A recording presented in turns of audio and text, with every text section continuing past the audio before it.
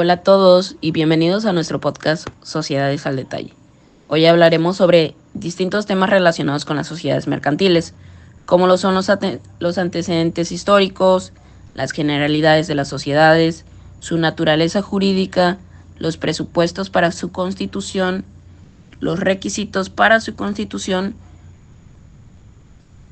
lo que son las sociedades ilícitas, la ilicitud de su objeto, ilicitud por sus actividades y las consecuencias jurídicas que de esta derivan. Quédate con nosotros para conocer más sobre estos temas tan importantes.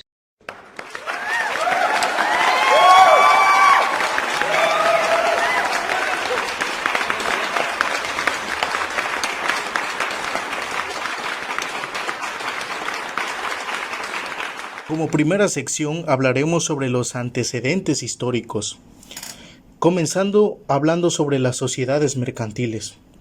Estas, por ejemplo, han existido desde tiempos antiguos, adaptándose a las necesidades del comercio y la economía. Podemos encontrar sus orígenes en la antigua Mesopotamia y Egipto, donde ya realizaban contratos comerciales entre comerciantes para compartir riesgos y beneficios.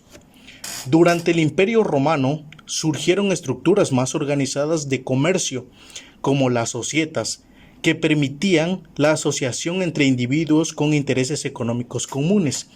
Sin embargo, fue en la Edad Media cuando las sociedades mercantiles tomaron mayor relevancia con la expansión del comercio internacional.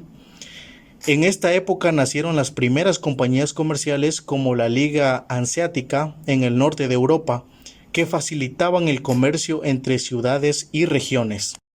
Ahora bien, compañeros, el gran impulso llegó con el Renacimiento y la expansión colonial, cuando surgieron las grandes compañías comerciales como la Compañía Holandesa de las Indias Orientales en el siglo XVII.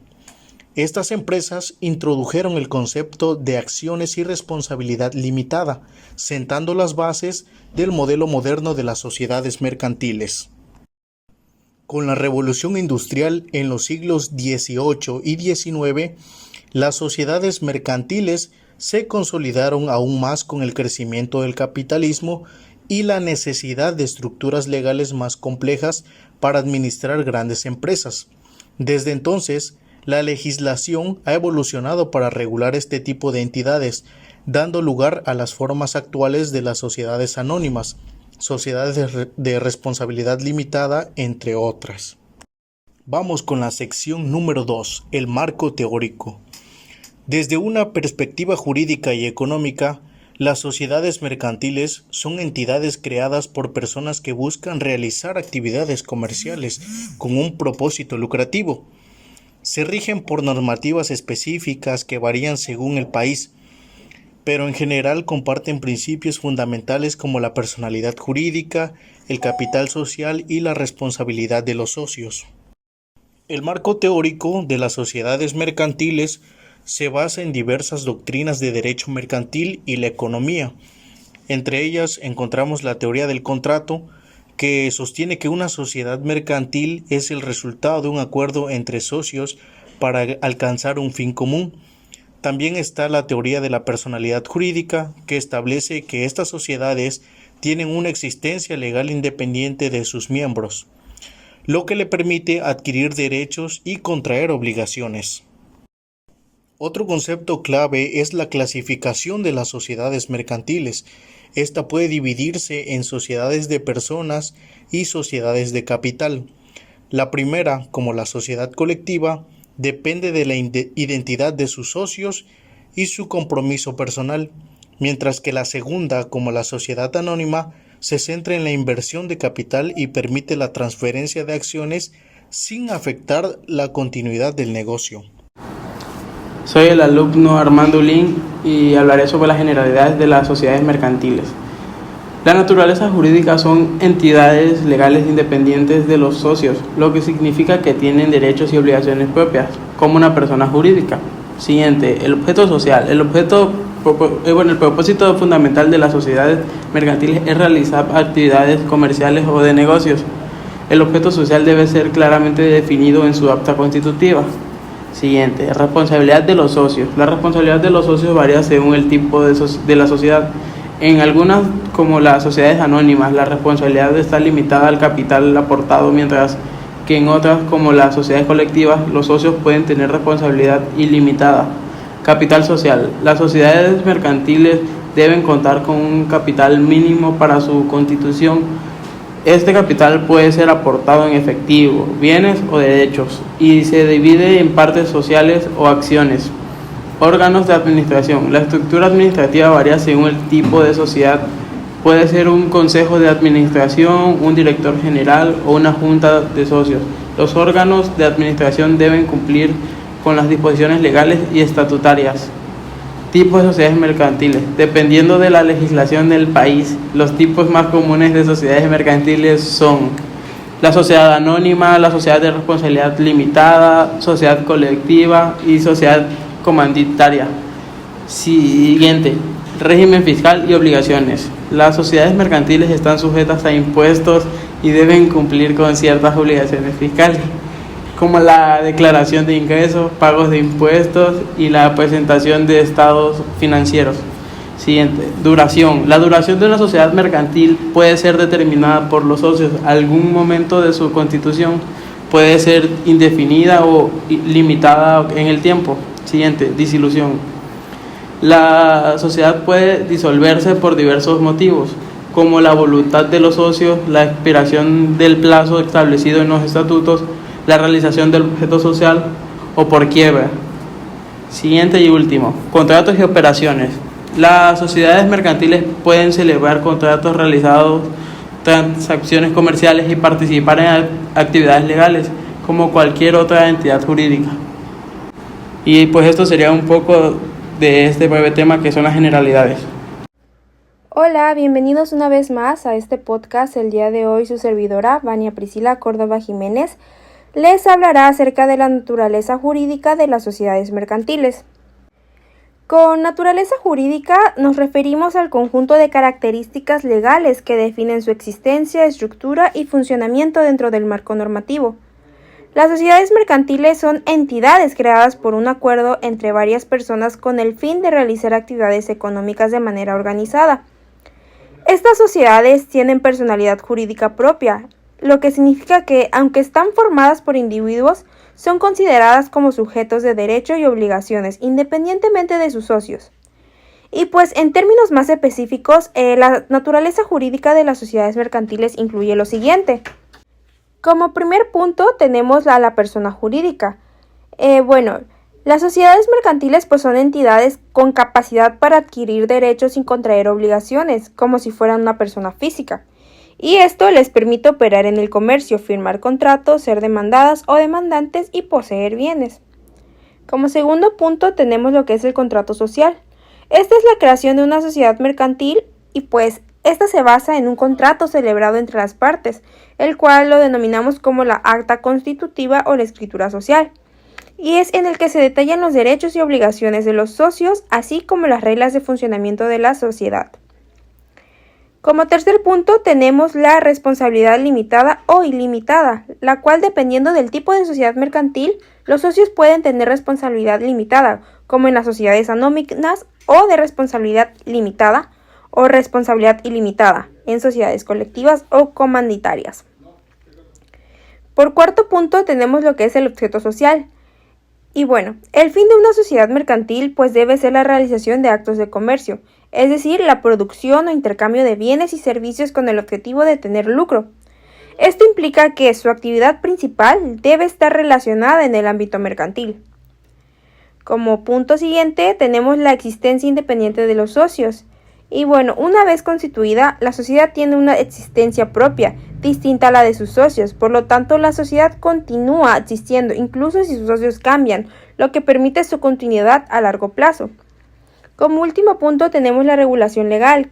Y bueno, las sociedades mercantiles están reguladas por las leyes mercantiles de cada país, y pues estas establecen las formalidades y requisitos para su constitución, funcionamiento, dilución y liquidación. Y bueno, en resumen, la naturaleza jurídica de las sociedades mercantiles se caracteriza por su existencia como personas jurídicas, la necesidad de un contrato social para su creación, su responsabilidad limitada o ilimitada y su objeto de realizar actos de comercio con fines lucrativos. Y bueno, continuando con el tema de las sociedades mercantiles, ahora les hablaré acerca de los presupuestos para constituir una sociedad mercantil. Como primer punto tenemos el affectio societatis. Este es el principio o la disposición interna de los socios para formar y mantener una sociedad mercantil. Esto se refiere a la voluntad común de colaborar y aportar recursos con el objetivo de alcanzar fines comerciales o lucrativos. Este es un elemento esencial para la constitución de una sociedad, ya que refleja la intención de los socios de trabajar juntos y de compartir los beneficios y riesgos del negocio. Como siguiente punto tenemos las aportaciones sociales, las cuales son los bienes, derechos o servicios que los socios entregan a la sociedad mercantil al momento de su constitución, con el objetivo de formar el capital social de la empresa. Estas aportaciones pueden ser de distintos tipos y son esenciales para que las sociedades tengan los recursos necesarios para operar. Los principales tipos de aportaciones son las aportaciones en efectivo, el cual es dinero en efectivo que los socios entregan a la sociedad. También tenemos aportaciones en especies, las cuales son los bienes materiales o derechos como la propiedad, maquinaria o activos intangibles que los socios transfieren a la sociedad. Como otra aportación tenemos lo que es las aportaciones en industria, las cuales son los servicios o conocimientos especializados que los socios se comprometen a proporcionar, aunque en algunos países o tipos de sociedades estas no siempre son aceptadas como capital social. Y bueno, estas aportaciones son importantes porque determinan el capital social de la empresa, lo cual influye en la distribución de las participaciones o acciones, así como en la responsabilidad de los socios frente a las obligaciones de la sociedad. Como siguiente punto tenemos lo que es el fin común. Y bueno, en una sociedad mercantil, el objetivo o propósito que tienen los socios al constituir la sociedad, el cual es obtener beneficios económicos a través de la realización de actividades comerciales o empresariales. Este fin común debe ser compartido por todos los socios, ya que es la razón de ser de la sociedad. En términos legales, el fin común está relacionado con la actividad que la sociedad se propone realizar y debe estar claramente especificado en el objeto social del contrato social. Y bueno, este objetivo orienta todas las operaciones y decisiones dentro de la empresa y es la base para su existencia y funcionamiento. Y bueno, en conclusión tenemos que la constitución de una sociedad mercantil implica una serie de elementos fundamentales, como las aportaciones sociales, el affectio societatis y el fin común, las cuales permiten que los socios trabajen juntos con el objetivo de generar beneficios económicos. Cada uno de estos aspectos garantiza la correcta formación y funcionamiento de la sociedad, asegurando que se cumplan con los requisitos legales y operativos necesarios. El tema del día de hoy son los requisitos para constituir una sociedad mercantil. Como ejemplo tenemos que las personas físicas obtienen un acta de nacimiento que contiene datos indispensables. De la misma manera sucede con las personas morales, ya que deben de tener un acta constitutiva que está establecido en el artículo 6 de la Ley General de Sociedades Mercantiles, salvo las sociedades mercantiles por acción simplificada, que las podemos encontrar en el artículo 5 de la misma ley ya mencionada. Y bien, ¿de qué nos hablan estos requisitos de la Ley General de Sociedades Mercantiles? Primero tenemos los nombres, nacionalidad, domicilio de las personas físicas o morales que constituyen la sociedad. En la nacionalidad podemos encontrar que hay sociedades mercantiles que se caracterizan por tener una cláusula de exclusión a extranjeros para realizar licitaciones. De ahí tenemos el objeto de la sociedad, que es la parte más extensa del acta constitutiva, ya que ahí nos va a desglosar a qué se va a dedicar la sociedad. De ahí tenemos su duración, misma que podría ser indefinida, ya que hay sociedades que no tienen un tiempo determinado o no saben cuándo se va a extinguir su sociedad. El importe del capital social, la expresión de lo que cada socio aportó en dinero o en otros bienes. El domicilio de la sociedad, para efectos mercantiles, el domicilio será donde se constituyó, pero se puede cambiar posteriormente. De ahí tenemos la manera conforme a la cual haya de administrarse la sociedad, las facultades de los administradores. De ahí tenemos el nombramiento de los administradores, ya que es importante el nombramiento, ya que son los encargados de la representación. La manera de hacer la distribución de las utilidades y pérdidas entre los miembros de la sociedad. Es por esto es importante hacer la expresión de lo que cada socio aportó. Y conforme a la ley, pues será proporcional, salvo en caso de socios industriales.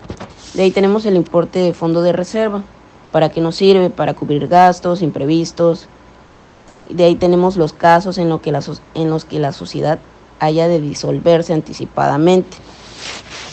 Esto nos sirve para consiguiente en el punto que sigue, que son las bases para practicar la liquidación de la sociedad. Esto está ligado, ¿por qué? Porque necesitamos saber el motivo de la separación de la sociedad. De ahí tenemos las reglas para la celebración de las asambleas de socios, para su reunión, y esto debe estar contenido en los estatutos sociales, que eso se van a modificar de manera que todos estén de acuerdo. Hola, ¿qué tal amigos? Hoy hablaremos de las sociedades ilícitas, esos negocios que operan fuera de la ley, pero que sorprendentemente muchas veces funcionan con reglas claras, aunque ilegales. ¿Sabías que algunas organizaciones criminales tienen estructuras empresariales más organizadas que muchas compañías legales? Cárteles, mafias, lavado de dinero.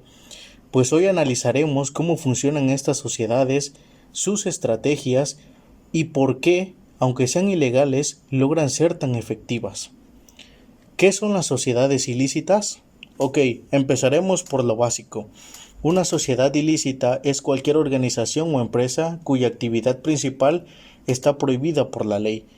Aquí entran cárteles de drogas, tráfico de armas, lavado de dinero, mafias y hasta estafas piramidales. Pero ojo, no todos operan en la clandestinidad total. Algunas están bien disfrazadas que parecen negocios legítimos. Un ejemplo real sería la mafia italiana, como la Cosa Nostra. No solo operaban en la extorsión y el contrabando, sino que llegaron a controlar sectores legales como la construcción y la recolección de basura en Nueva York. ¿Cómo funcionan estas sociedades?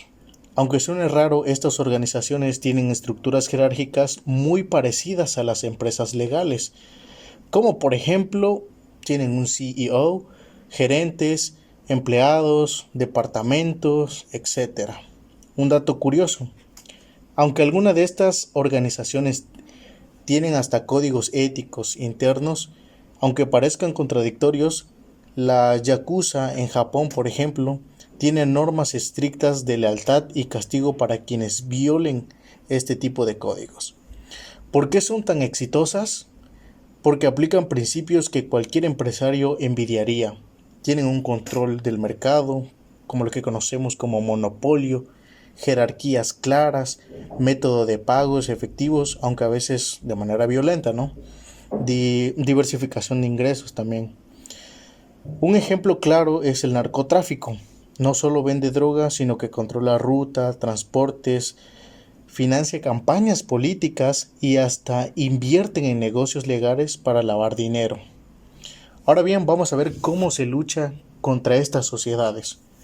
Aunque parecen imbatibles, los gobiernos y las organizaciones internacionales han creado estrategias para combatirlas. ¿Cuáles son estas estrategias? Pues leyes contra el lavado de dinero, inteligencia financiera y operación internacional, lo que conocemos como la Interpol, y entre ellas también la ONU. Ahora vamos a poner una curiosidad final. ¿Sabías que muchas películas y series están basados en sociedades ilícitas reales? Por ejemplo, las de Narcos, El Padrino y Breaking Bad nos muestran cómo funcionan estos grupos en la vida real. Aunque Hollywood las haga parecer atractivos, la realidad es mucho más dura y peligrosa. Esto fue Negocios en las Sombras, así titulé tal cual esta parte, ¿no? Si te gustó, síguenos y quédate a escuchar los siguientes puntos. Gracias. Continuando con todo este tema de las sociedades mercantiles, su servidora Claudia Nayeli Trujillo Santiago les hablará sobre la ilicitud del objeto social.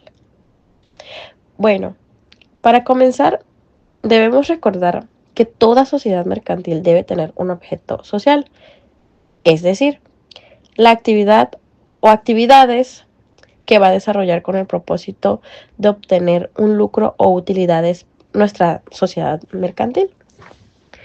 Por su parte, la Ley General de Sociedades Mercantiles, en su artículo 3, establece que las sociedades con objeto ilícito o que realicen habitualmente actos ilícitos serán nulas y se procederá a su inmediata liquidación. Dicho de otro modo, si una empresa tiene un objeto social contrario a la ley o al orden público, esta puede ser declarada nula y disuelta. Ahora bien, ¿qué ocurre si el objeto social de una empresa es ilícito? Como ya se había mencionado anteriormente, la ilicitud del objeto se da cuando la sociedad se constituye con el propósito de desarrollar actividades que son ilegales desde su origen. Es decir, un ejemplo muy claro de esto podría ser una sociedad que busca constituirse con un objeto social de comercializar sustancias ilícitas. O, igualmente, una empresa cuyo objeto social sea el tráfico de armas sin autorización. O, como último ejemplo, una sociedad que se dedica a la explotación de personas o actividades ilegales como la trata de personas.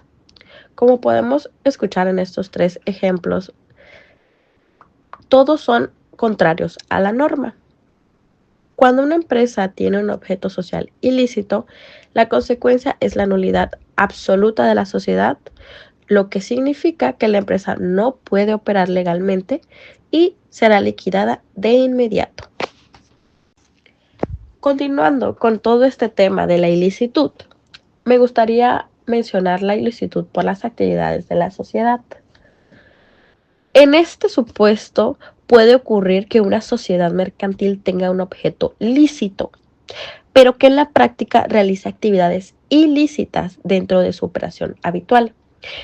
Ejemplos muy fáciles de comprender sobre este tema serían una empresa de transporte legalmente constituida que se dedique al contrabando de mercancías, un negocio de construcción que, aunque tenga un objeto social válido, incurre en fraude o corrupción para obtener contratos, o una empresa de seguridad privada que, en lugar de prestar servicios legales, se dedique a la extorsión.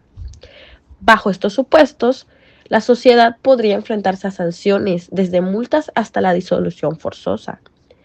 Sin embargo, a diferencia de la ilicitud del objeto social, aquí la empresa no es nula de pleno derecho, pero sus responsables pueden ser castigados penal o administrativamente. Algo que debemos plantear en este tema y que se me hace muy interesante es qué pasa si una actividad era legal y después se prohíbe. En este caso me gustaría plantearlo desde el punto de vista de una reforma. ¿A qué me refiero con esto? Esto implica que las empresas que realizaban esta actividad deben ajustarse al nuevo marco normativo. ¿Y cómo afecta esto a las empresas? Pues básicamente, cuando la empresa se constituyó, pues su actividad era lícita, por lo que su objeto social no era ilícito. Con la reforma, la actividad se vuelve ilegal, lo que significa que seguir operando bajo las mismas condiciones constituye una ilicitud por sus actividades.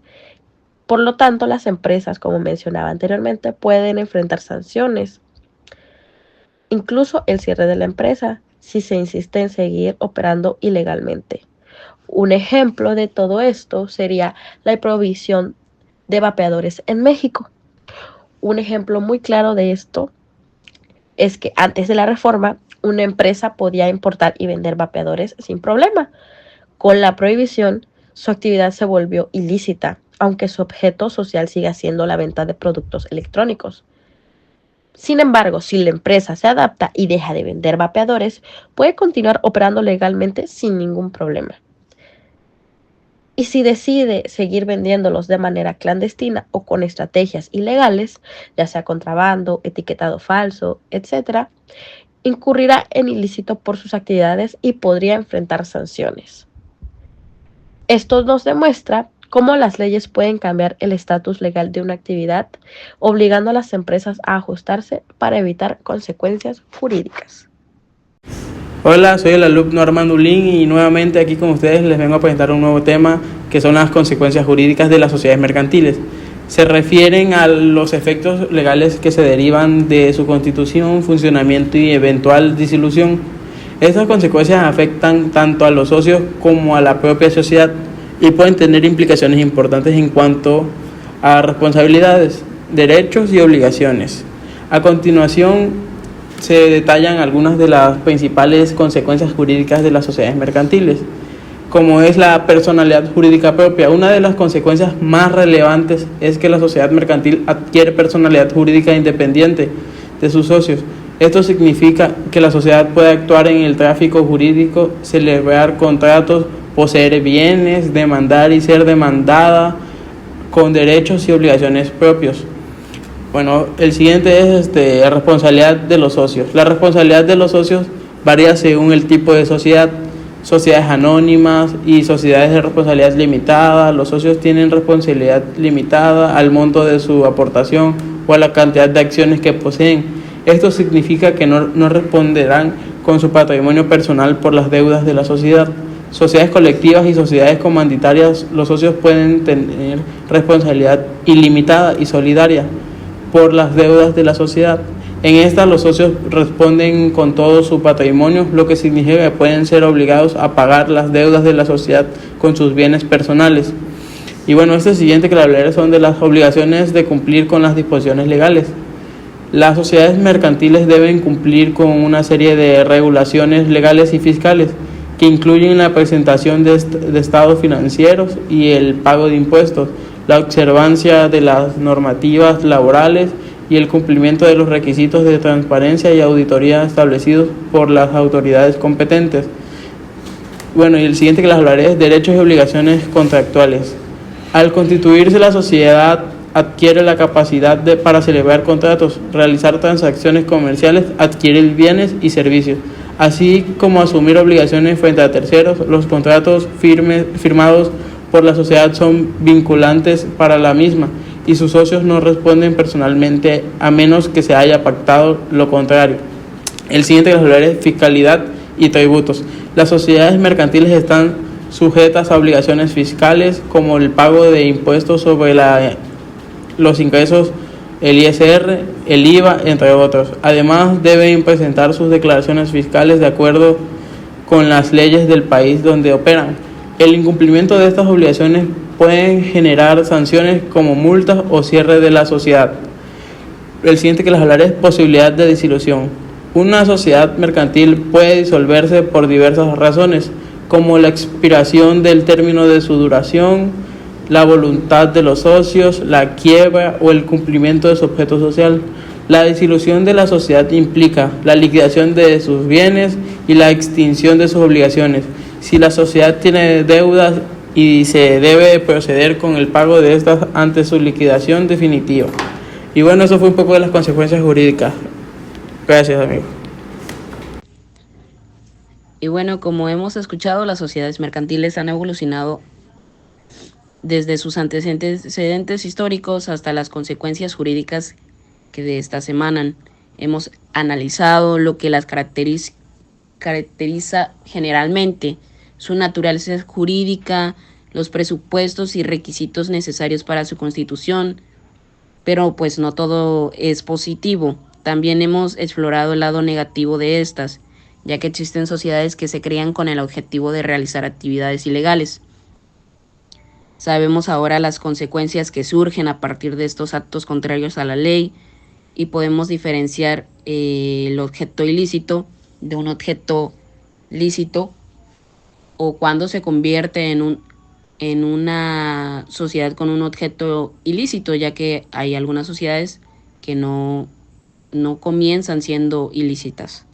Esperamos que este episodio haya sido informativo y útil para nuestros oyentes. Hasta la próxima.